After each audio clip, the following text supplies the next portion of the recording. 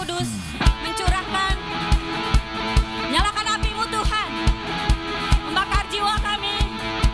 Kami mau memuji namamu. Haleluya. Yes. Tepuk tangan ya sama saya ya.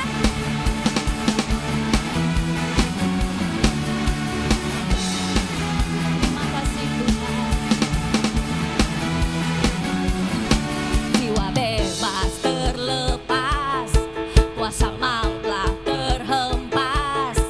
Nama Yesus pemenang, nama Yesus jawaban. Katakan, langkah-langkah takkan berhenti, berlari sampai akhir. Serukan tinggi namanya, serukan ajaib namanya. Katakan Roh Kudus, Roh Kudus membakar setiap kami. Amin. Naikkan pujian, mujizat terjadi. Jemaat Tuhan, yuk sama-sama mengalir kuasa-Mu, nyalakan api-Mu,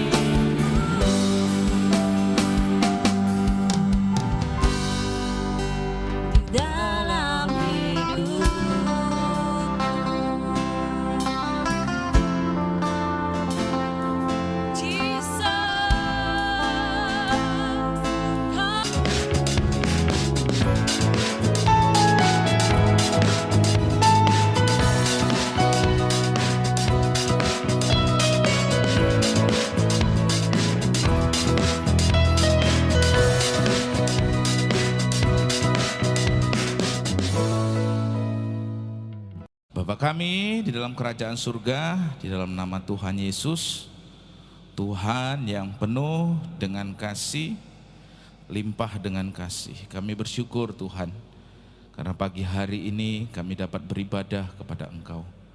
Bahkan pada hari ini Tuhan izinkan kami untuk mendengarkan sabda firman-Mu ya Tuhan.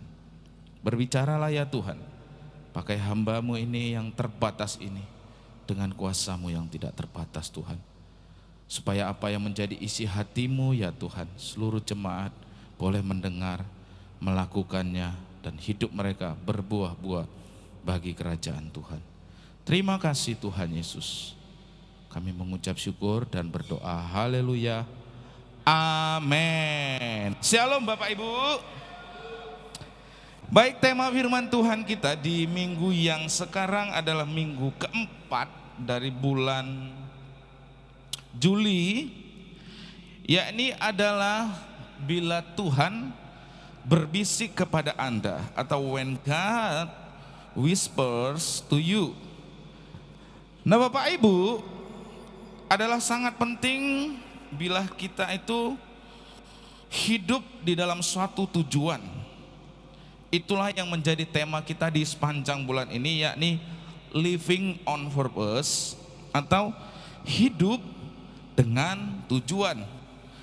Nah, untuk kita itu memiliki hidup yang memiliki tujuan tersebut, Bapak Ibu, adalah penting setiap kita untuk perlu memiliki kemampuan untuk mendengar tuntunan Tuhan.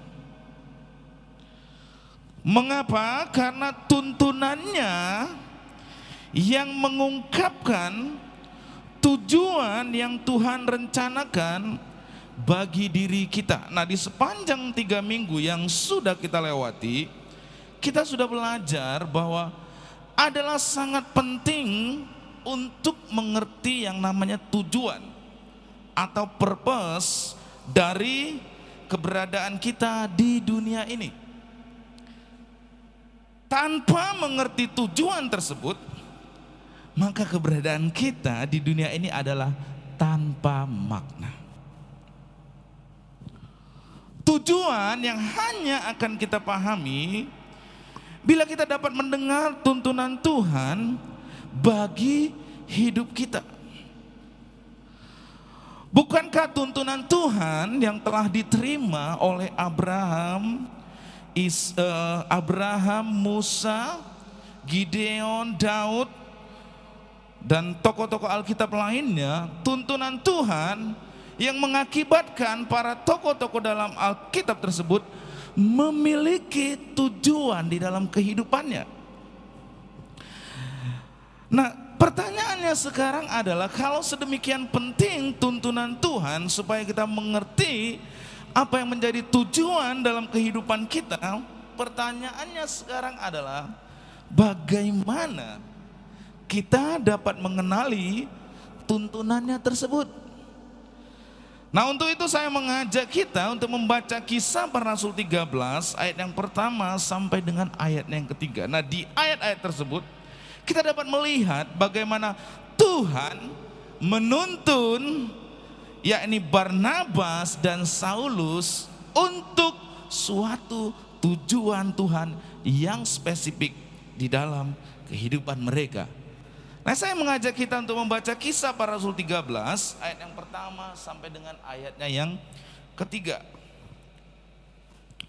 Firman Tuhan, pada waktu itu di dalam jemaat di Antiokhia ada beberapa nabi dan pengajar, yaitu Barnabas dan Simeon yang disebut Niger, dan Lukius orang Kirene, dan Manahem yang diasuh bersama dengan raja wilayah Herodes dan Saulus. Pada suatu hari ketika mereka beribadah kepada Tuhan dan berpuasa, berkatalah Roh Kudus, khususkanlah Barnabas dan Saulus bagiku untuk tugas yang telah kutentukan bagi mereka. Ayatnya yang ketiga, maka berpuasalah dan berdoalah mereka. Dan setelah meletakkan tangan ke atas kedua orang itu, mereka membiarkan keduanya pergi. Nah, Bapak, Ibu, saudara-saudari yang dikasihi Tuhan, di ayat yang kedua sampai dengan ayat yang ketiga tadi, di sana dijelaskan bagaimana Tuhan menuntun, yakni yang bernama Barnabas dan Saulus, atau yang kemudian kita kenal Paulus, agar mereka berdua tersebut memiliki tujuan yang spesifik dalam kehidupan mereka. Nah, berdasarkan ayat-ayat yang kita baca, Bapak Ibu, ada beberapa hal yang di sana yang diperlukan untuk kita dapat mengenali tuntunan Tuhan. Yang secara khusus dalam hal ini adalah Paulus dan Barnabas, tetapi juga inilah yang kita perlukan di dalam kehidupan kita untuk mengenali tuntunan Tuhan. Yang pertama, berdasarkan ayat-ayat yang kita baca, yang diperlukan untuk mengenali tuntunan Tuhan, yang pertama kita adalah hidup dalam keakraban dengan Tuhan. Agar kita bisa mengenali tuntunan Tuhan, yang pertama diperlukan keakraban dengan Tuhan. Katakan bersama dengan saya, keakraban dengan Tuhan. Mengapa? Mengapa penting keakraban dengan Tuhan? Karena semakin kita akrab dengan seseorang, maka semakin mudah bagi kita mengenali suaranya.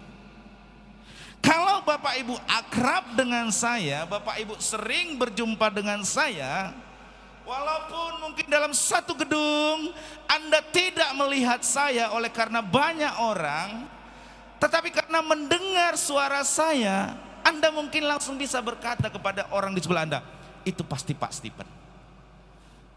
Kok kamu bisa tahu itu Pak Stephen?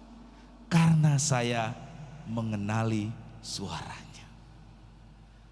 Mengapa engkau dapat mengenali suaranya? Karena engkau akrab dengan Pak Stephen.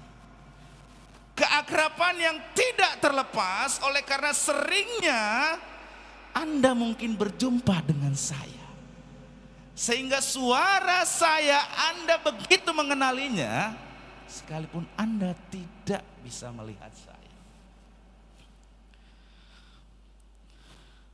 Nah, kalau kita membaca di dalam Kisah Para Rasul 13 ayat 2, di sana di jemaat Antioquia, suatu hari Tuhan melalui Roh Kudusnya menyampaikan pesan agar Barnabas dan Saulus itu dikhususkan agar diberikan tugas yang telah ditentukan bagi mereka.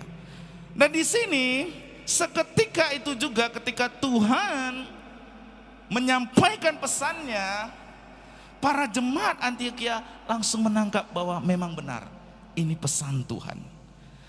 Hal tersebut diutarakan dalam Kisah Para Rasul 13 ayat yang kedua. Di sana dikatakan, khususkanlah Barnabas dan Saulus bagiku untuk tugas yang telah kutentukan bagi mereka. Nah, bagaimana mereka bisa tahu kalau hal tersebut merupakan pesan Tuhan atau suatu tuntunan Tuhan bagi Paulus dan Barnabas untuk suatu tujuan yang spesifik bagi kehidupan mereka? Bagaimana jemaat di Antioquia bisa tahu, bisa mengenali bahwa ini adalah pesan Tuhan, suara Tuhan? Nah, hal tersebut diungkapkan di dalam Kisah Para Rasul 13 ayat yang kedua. Bagaimana mereka dapat mengenali suara Tuhan? Yakni karena mereka, yakni jemaat di Antioquia itu bergaul akrab dengan Tuhan. Mereka bergaul akrab dengan Tuhan, yakni dengan apa? Melalui kehidupan ibadah mereka. Di sana disampaikan di ayat yang kedua, pada suatu hari ketika mereka beribadah kepada Tuhan dan berpuasa. Nah, adalah sangat penting Bapak Ibu harus digarisbawahi kata beribadah. Nah, kata beribadah di dalam bahasa Yunani bentuk kata kerjanya adalah present participle aktif. Nah, kata kerja present participle itu menunjukkan suatu tindakan yang dilakukan secara terus menerus atau berulang-ulang. Sehingga kalau apa yang dinamakan beribadah di dalam bentuk kata kerja present aktif participle artinya adalah tindakan yang dilakukan secara aktif, secara sengaja dan bersifat terus menerus. Nah, jemaat di Antiokhia bukanlah beribadah hanya sesekali. Bukan beribadah kalau ada niat dan kalau ingat. Jadi kalau tidak ingat, tidak beribadah. Kalau tidak muncul niat, tidak beribadah. Tidak. Di sini dikatakan bahwa mereka sering beribadah. Karena sering beribadah, mereka semakin akrab dengan Tuhan. Sehingga ketika Tuhan menyampaikan suaranya, mereka mengenali pesan Tuhan tersebut.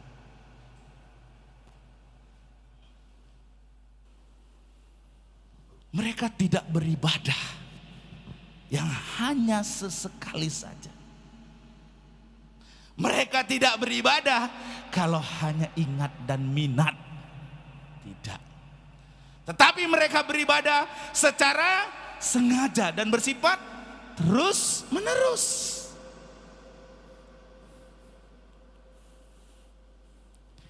Karena pada hakikatnya beribadah itu, ibadah pada intinya merupakan perjumpaan umat dengan Tuhan. Nah, karena sering berjumpa dengan Tuhan, maka kita menjadi akrab dengan Tuhan dan peka terhadap suara.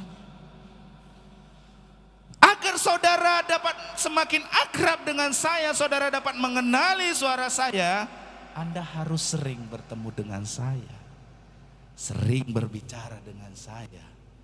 Sehingga ketika menjadi semakin akrab, semakin dekat, Anda dapat mengenali suara saya walaupun Anda tidak melihat saya. Agar saudara dapat mengenali tuntunan Tuhan dalam hidupmu, engkau harus beribadah secara terus menerus. Bukan kalau ingat karena diingatkan Pak Stephen. Bukan tiba-tiba karena minat, karena ada pembagian sembako. Bukan karena minat, karena di dalam kesan nanti ada makanan. Tetapi bukan karena itu semua. Tetapi Anda memang beribadah secara terus menerus. Untuk Anda semakin akrab dengan Tuhan. Nah, pertanyaannya sekarang, sudahkah saudara berjumpa dengan Tuhan melalui ibadah secara teratur dan secara kerap? Bagaimana Anda? Sudahkah saudara berjumpa dengan Tuhan melalui ibadah secara teratur? Mengapa secara teratur dan secara kerap? Karena dalam beribadah itu tidak hanya teratur, tetapi juga secara kerap. Karena memang ada orang yang ibadah teratur 2 kali dalam setahun. Teratur ibadahnya. Ya, ini apa? Natal dan Paskah. Setiap tahun dia teratur beribadah, betul. Tapi hanya Natal dan Paskah. Ibadah itu tidak hanya secara teratur, tetapi juga secara kerap. Artinya terus menerus, sering dilakukan. Bukan hanya teratur, Natal dan Paskah. Orang Kristen yang Natal dan Paskah tidak akan peka terhadap tuntunan Tuhan. Pasangan suami istri yang hanya bertemu 2 kali dalam seminggu, itu pun bertemu hanya 1 jam. Nah, ketika bertemu sibuk main HP, Bagaimana mau bertambah akrab? Bagaimana mau mengenal apa isi hatinya? Oleh karena itu, untuk kita semakin akrab dengan Tuhan, kita perlu ibadah harian. Saya ingatkan sekali lagi, penting ibadah harian. Tidak cukup saudara hanya bertemu dengan Tuhan sekali dalam seminggu. Tidak cukup hanya bertemu dengan Tuhan 2 kali dalam seminggu. Anda tidak akan bertambah akrab dengan Tuhan kalau ketemu suami istrimu hanya 2 kali dalam seminggu. Apakah engkau akan menjadi akrab? Apakah engkau dapat mengenali suara hati istrimu? Tidak akan. Untuk dapat mengenali tuntunan Tuhan untuk tambah lebih akrab, engkau perlu membangun ibadah setiap hari. Oleh karena itu penting sekali ibadah harian. Tidak cukup engkau hanya beribadah sekali dalam seminggu. Amin. Amin. Engkau tidak akan pernah menjadi akrab dengan Tuhan kalau saya dan Anda ketemu hanya 1 kali seminggu. Udah gitu 1 jam, udah itu kita sibuk main handphone aja. Bagaimana bertambah akrabnya?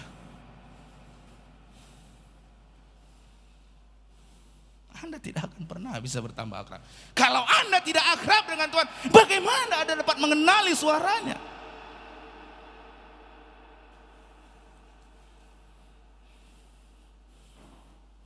Disinilah pentingnya ibadah harian. Ibadah harian kita di dalam 1 hari penuh itu, kita beribadah kepada Tuhan. Ibadah pagi 10 menit, ibadah siang 5 menit, dan ibadah malam 10 menit. Hanya berapa? 25 menit dalam sehari. Tapi itu membuat kita semakin akrab dengan Tuhan. Ketika kita semakin akrab, dekat dengan Tuhan, maka kita semakin mengenali apa yang menjadi tuntunan Tuhan dalam hidup saya. Karena tuntunan Tuhan itulah yang diperlukan supaya kita memiliki tujuan yang benar. Amin. Berbicara keakraban dengan Tuhan, hal yang pertama yang diperlukan untuk mengenali tuntunan Tuhan adalah keakraban dengan Tuhan. Nah, keakraban tersebut yang antara lain dibangun melalui ibadah secara teratur dan secara kerap atau sering. Bukan hanya secara teratur 2 kali dalam setahun, tidak. Tetapi kerap atau sering di dalam setiap hari, setiap minggu, setiap bulan, dan setiap tahun.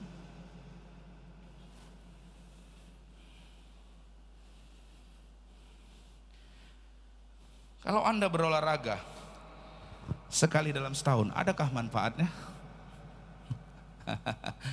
Kalau Anda berolahraga sekali dalam sebulan, adakah manfaatnya? Halo? Tidak ada manfaat. Mengapa itu ada manfaatnya berolahraga? Ketika dilakukan secara sering dan teratur. Tidak hanya teratur sebulan sekali, tapi secara sering dan teratur. Makanya kemarin saya sama Bu Sinap udah ngomong, Mi, kalau Rian udah pulang kita mau ibadah, mau olahraga teratur setiap hari. Gimana? Jalan sore tiap hari. 1 jam saja.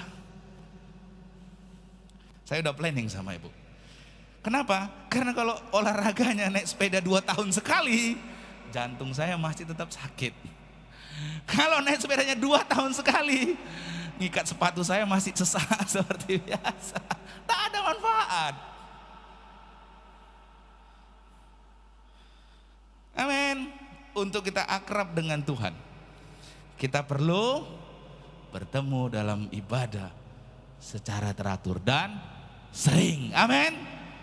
Bukan hanya sesekali, bukan hanya 2 kali dalam setahun. Nah, kalau kita akrab dengan Tuhan, itulah kita disebut semakin dekat dengan Tuhan. Nah, kalau kita dekat dengan Tuhan, Tuhan berbisik pun kepada kita, kita dapat mendengarnya. Kalau saya dengan Rolin dalam posisi dekat, ketika saya bisik-bisik pun Rolin mendengar. Tetapi kalau saya jauh dari Rolin, apakah saya berbisik-bisik Rolin dengar? Tidak akan dengar. Saya harus apa? Bersuara. Bahkan kalau nggak hanya bersuara, saya harus apa? Berteriak. Di rumah saya Bapak Ibu, Ibu itu kalau kami ada yang penting baru berbisik dekat. Tapi kalau nggak ada, Ibu bilang pi, katanya, nggak dengar saya, kuat dia suaranya pi katanya baru. Nah, tapi Bapak Ibu, kalau kita dekat dengan Tuhan, maka ketika Tuhan berbisik pun kita dapat mendengar. Nah, perlu Bapak Ibu ketahui bahwa cara yang paling sering digunakan oleh Roh Kudus dalam berbicara kepada kita adalah dengan berbisik di hati kita. Roh Kudus itu bukan bersuara kepada Anda, Rolin, atau berteriak, Rolin dengar. Cara yang paling sering digunakan oleh Roh Kudus dalam berbicara kepada kita adalah dengan berbisik di hati kita. Oleh karena itu Mark Batterson di dalam bukunya yang berjudul Whisper, How to Hear the Voice of God, dia katakan seperti ini. Tuhan berbicara dengan berbisik. Agar apa? Karena dia ingin agar kita mendekat kepadanya. Bagaimana Tuhan bisa berbisik kepada Anda kalau Anda tidak mendekat kepadanya? Ada amin? Ada amin? Tuhan berbicara dengan berbisik, mengapa? Karena dia ingin agar kita mendekat kepadanya. Pak, kok nggak pernah dengar suara Tuhan? Orang kamu jauh, dan Tuhan tuh nggak pernah teriak-teriak. Tuhan itu ingin agar engkau dekat, lalu dia membisikkan kepada engkau. Haleluya. Haleluya. Supaya saya dapat berbisik-bisik kepada Rolin, maka Rolin harus mendekat kepada saya. Amin. Betul tidak Bapak Ibu? Kalau saya berbisik dari sini, Rolin tidak mendekat kepada saya, apakah Rolin mendengar? Tuhan berbicara dengan berbisik dalam hati kita. Nah, supaya kita dapat mendengar dia berbisik kepada kita, maka kita harus mendekat.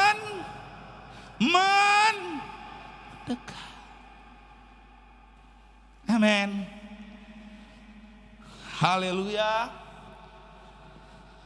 Nah, yang kedua yang diperlukan untuk mengenali tuntunan Tuhan adalah kerendahan hati di hadapan Tuhan. Yang kedua, agar kita dapat mengenali tuntunan Tuhan dalam hidup kita. Yang kedua, yang pertama tadi adalah keakraban dengan Tuhan. Yang kedua adalah kerendahan hati di hadapan Tuhan. Kerendahan hati di hadapan Tuhan itu adalah bagaimana kita mengetahui bahwa seseorang itu hidup dalam kerendahan hati di hadapan Tuhan. Caranya untuk mengenali bahwa seorang hidup dalam kerendahan hati di hadapan Tuhan adalah perhatikan siapa atau apa yang ia tempatkan sebagai pusat dalam hatinya.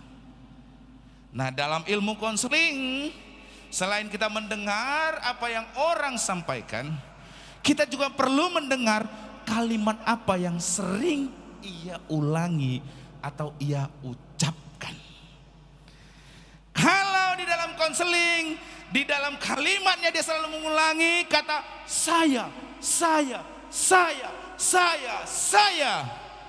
maka yang menjadi pusat dalam kehidupannya adalah diri dirinya sendiri. Nah, kalau di dalam ilmu konseling ketika dia berkata dia hanya membanggakan pekerjaannya, dia membanggakan kekayaannya, maka yang menjadi pusat dalam kehidupannya adalah hartanya. Kalau yang di dalam berbicara dia mengulangi itu tentang bagaimana kehebatannya, bagaimana prestasinya, maka yang dia banggakan adalah keahlian.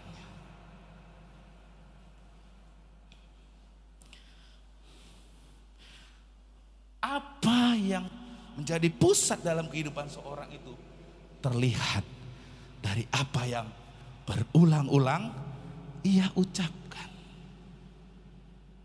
Haleluya.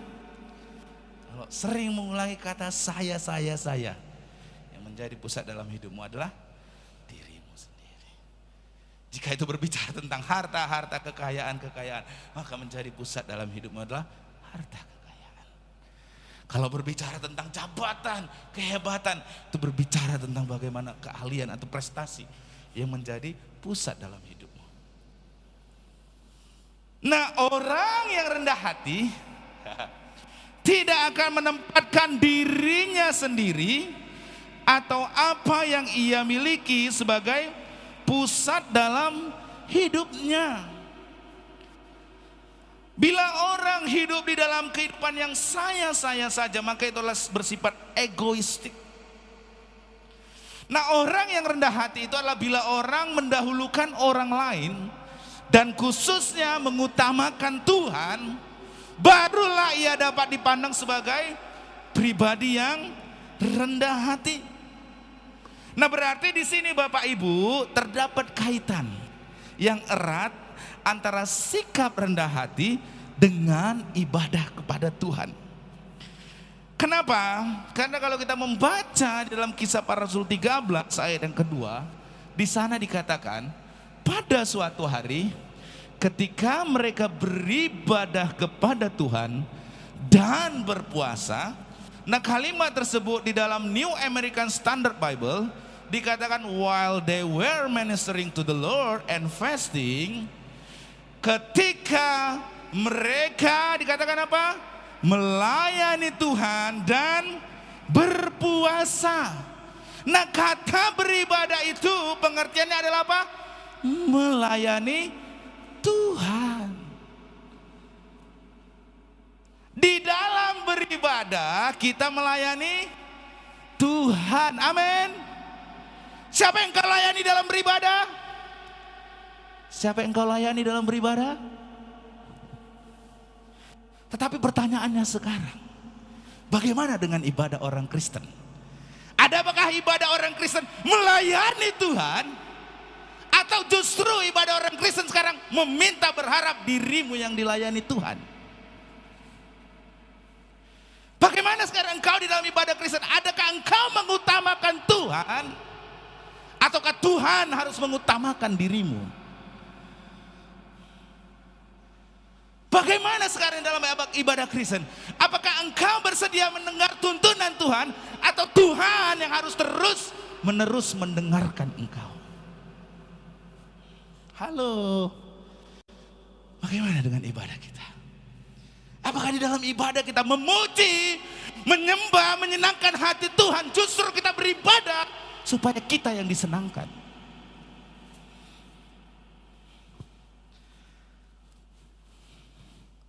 Harusnya ibadah adalah melayani Tuhan, memuji, menyenangkan Tuhan, bukan menyenangkan dirimu.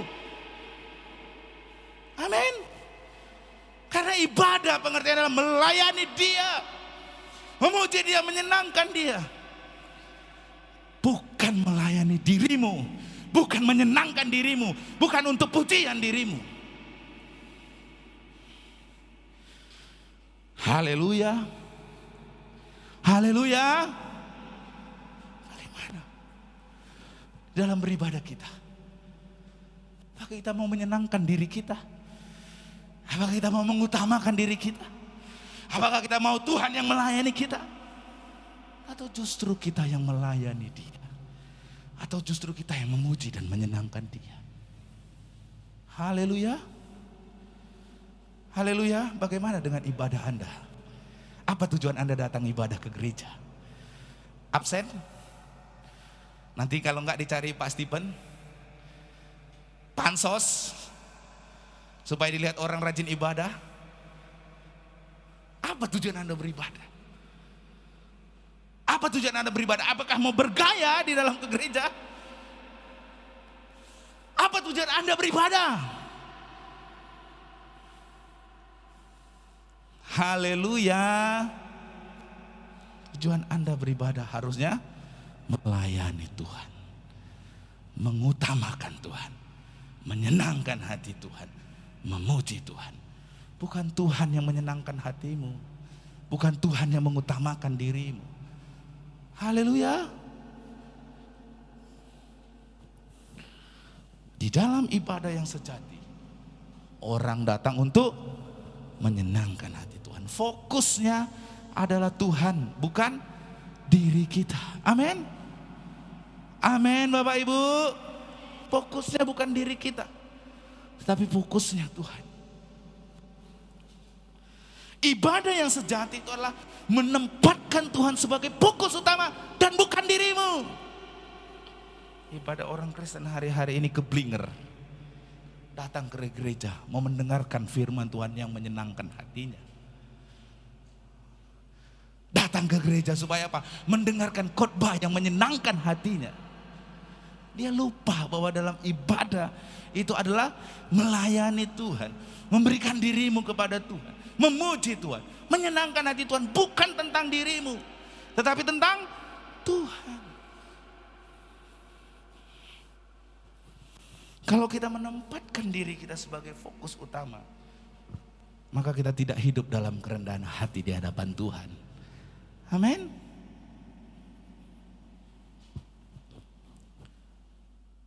Di dalam ibadah yang sejati, orang datang untuk menyenangkan hati Tuhan. Mereka menempatkan Tuhan sebagai yang terutama dan menjadi pusat penyembahan mereka.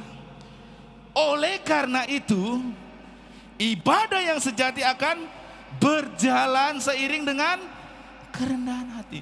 Kalau orang di dalam beribadah hidup dalam kerendahan hati, maka dia bersedia mendengarkan tuntunan Tuhan terhadap diri. Tetapi kalau orang di dalam beribadah tidak dalam kerendahan hati, maka ia tidak bersedia mendengar apa yang menjadi tuntunan Tuhan bagi dirinya.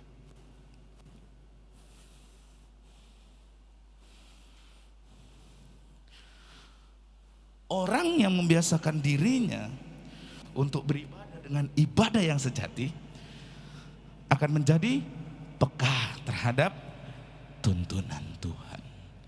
Hanya apabila orang di dalam beribadah, di dalam sikap adalah melayani Tuhan dalam penuh kerendahan hati, peka terhadap tuntunan Tuhan.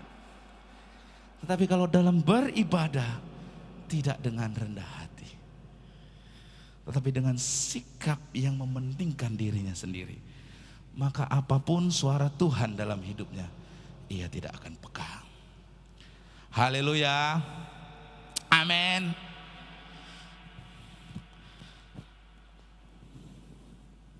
Dan yang ketiga, yang diperlukan untuk mengenali tuntunan Tuhan adalah komunitas di dalam Tuhan. Sangat penting komunitas di dalam Tuhan. Kita memerlukan pertimbangan. Apakah pesan yang kita dengar adalah sungguh-sungguh dari Tuhan atau dari pikiran sendiri, atau dari pikiran manusia yang hendak membohongi kita, atau malahan dari si jahat yang berusaha menyesatkan diri kita. Nah Bapak Ibu, untuk kita bisa berjalan di dalam tuntunan Tuhan, selain kita perlu keakraban dengan Tuhan, hidup dalam kerendahan hati di hadapan Tuhan, tapi perlu juga komunitas. Komunitas yang dapat dipercaya. Amin. Kalau kita membaca dalam Kisah Para Rasul 13 ayat 1 sampai 3, ketika pesan Tuhan tadi disampaikan bahwa khususkanlah Barnabas dan Saulus untuk satu tugas yang telah kutentukan kepada mereka. Ketika suara Tuhan itu disampaikan kepada jemaat di Antiokhia, apa yang menjadi respon jemaat Antiokhia? Dikatakan di sana apa? Maka berpuasa dan berdoalah mereka.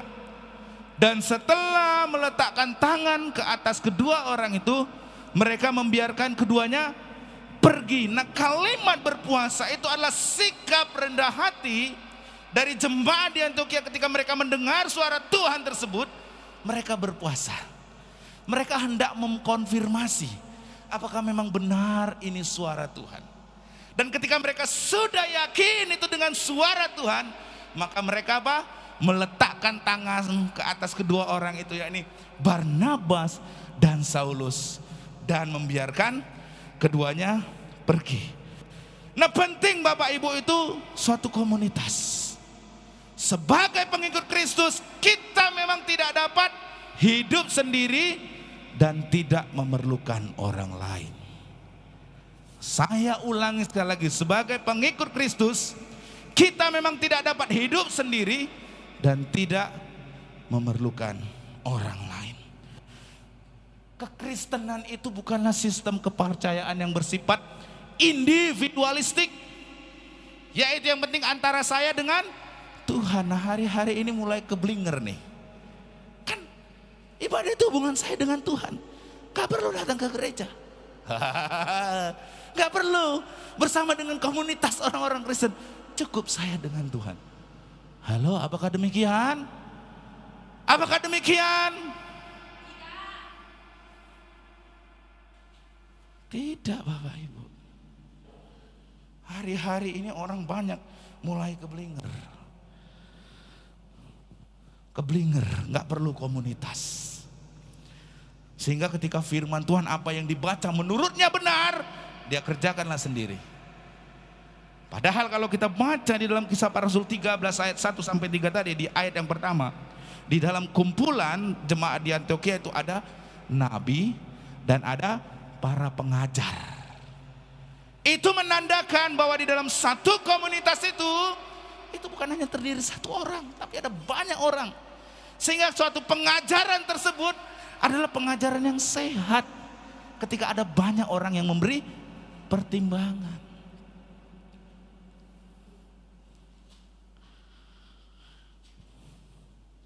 Kekristenan bukanlah sistem kepercayaan yang bersifat individualistik. Yang penting antara saya dengan Tuhan. Gak usahlah ke gereja lagi, kan saya udah gereja di rumah. Gak usahlah berdoa sama-sama, saya doa di rumah. Gak usahlah ada pertemuan kelompok pertamiangan, kelompok-kelompok kesan, saya kan udah bisa kesan sendiri di rumah. Kekristenan tidak bersifat individualistik. Amin. Perlu ada pertimbangan-pertimbangan dari orang lain. Perlu ada nasihat-nasihat dari orang lain. Amin. Oleh karena itu penting sekali kesan. Amin. Oleh karena itu penting sekali untuk ikut kesan. Karena kesan itu di dalam kelompok itulah, ada komunitas itulah, maka kita itu bisa sama-sama, bisa menguatkan, bisa sama-sama saling menasehati, bisa sama-sama saling mengkoreksi. Amin. Sangat perlu komunitas. Oleh karena itu saya mengajak untuk setiap kita, ayo ikut dalam kesan. Pengalaman saya melihat orang, kalau orang tersebut ingin imannya bertumbuh, kehidupan rohaninya terjaga, maka dia perlu komunitas. Tetapi jika seseorang tidak terlibat dalam komunitas, maka kehidupan rohaninya pasti merosot. Kehidupan rohaninya pasti tidak sehat. Kenapa? Karena tidak ada satu orang pun yang bisa berdiri sendiri. Semua kita memerlukan orang lain, bahkan saya memerlukan orang lain. Amin. Tidak ada di sini Superman yang bisa melakukan semuanya sendiri. No, no, no. Kita ini manusia yang sangat lemah, terbatas. Cara berpikir, kemampuan, keahlian kita terbatas. Itu sebabnya kita memerlukan orang lain. Amin.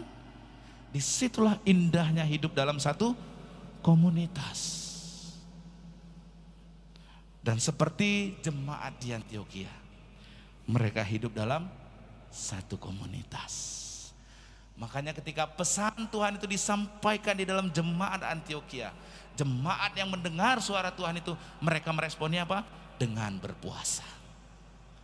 Untuk apa? Untuk mengkonfirmasi apakah memang benar suara Tuhan tersebut yang secara khusus para spesifik kepada Barnabas dan Paulus itu adalah memang benar. Dan setelah mereka mendapatkan keyakinan itu dalam satu komunitas itu, maka dikatakan apa? Mereka meletakkan tangannya dan berdoa. Setelah itu mereka membiarkan Barnabas dan Saulus pergi. Itulah pentingnya komunitas, Bapak. Ketika ada dalam pikiranmu pengajaranmu yang tidak sehat, disitulah perlu suatu komunitas. Amin. Supaya apa yang kamu pelajari, apa yang kamu terima, dipikirkan oleh orang-orang dalam komunitas tersebut. Jangan nanti muncul penyesat-penyesat baru, pengajar-pengajar yang baru. Kenapa? Baca Alkitab sendiri di rumah. Habis itu dia baca, dia terjemahin, dia buat sendiri dan orang lain harus ikut. Kita perlu komunitas. Amin. Perlu komunitas. Untuk apa? Setiap pengajaran itu harus apa? Diuji. Amin. Setiap pengajaran itu harus diuji. Diuji dengan apa? Firman Tuhan. Diuji dengan apa? Dalam satu komunitas.